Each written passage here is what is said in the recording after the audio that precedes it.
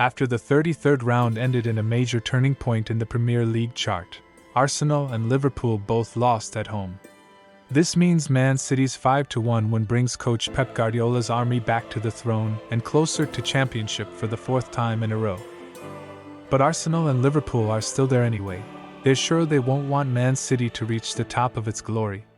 In the middle of last week, Man City received a shock when they were defeated by Real Madrid right on their home field, thus becoming a former Champions League champion.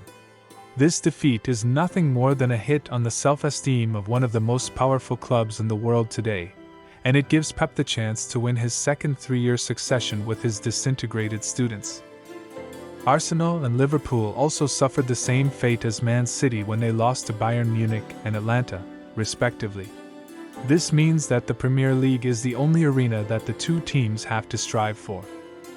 Arsenal and Liverpool both went through a terrible series of matches. A single defeat in the Premier League has made them pay the same price as the first team in Man City's hands. One of the most obvious problems the two teams have faced during this period is the poor condition of the players playing on the front lines. Arsenal hasn't scored a single goal in the last two matches, and it's easy to see that they're missing a high-level shot to take advantage of their goal-making opportunities. Gabriel Jesus or Kai Havertz aren't the kind of players they're supposed to be. That's why Arsenal is in a very difficult situation. Coach Mikel Arteta has also admitted that the team's dressing room is becoming extremely obscure. But at the same time, he reassured his fans that his team will continue to fight for the Premier League title this season. This is a time when we need to be with the players and encourage them because the season is not over. That's what I'm saying, but the real psychology is weighing on the Arsenal players, who last season experienced such a bad feeling in so many matches. It was the bad results in the final rounds that led the goalkeeper to lose the championship to Man City, and now that's about to happen again.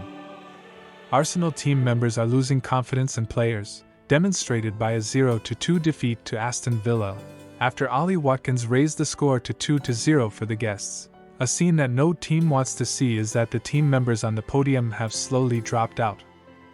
Although the game is still over, they don't seem to have the confidence that their beloved team can make a surprise for the shortest time left. The seat rows in the auditorium are like this.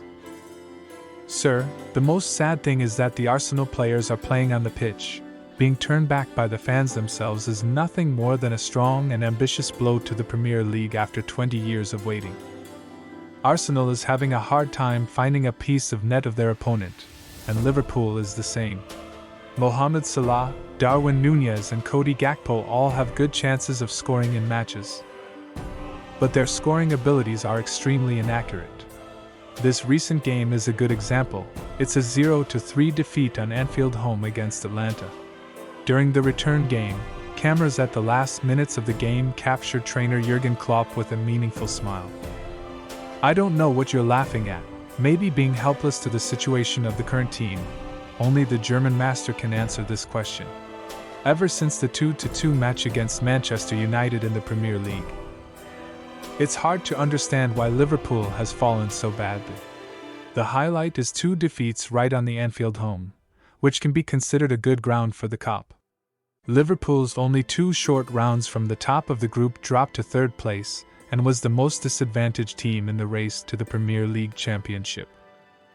Ever since coach Jurgen Klopp announced he's leaving Liverpool after the end of the season, everybody thinks Liverpool will fight for the people who have helped the club to regain its glory in the past.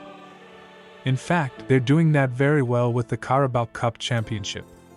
After that championship, a lot of Liverpool fans think about the best prospects this season, but then they come back to the ground immediately with a 3-4 defeat in the English Derby against Manchester United in the FA Cup quarterfinals.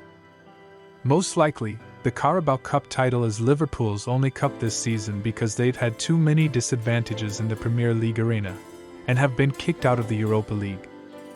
Nobody understands why Arsenal and Liverpool fell together in such a short period of time.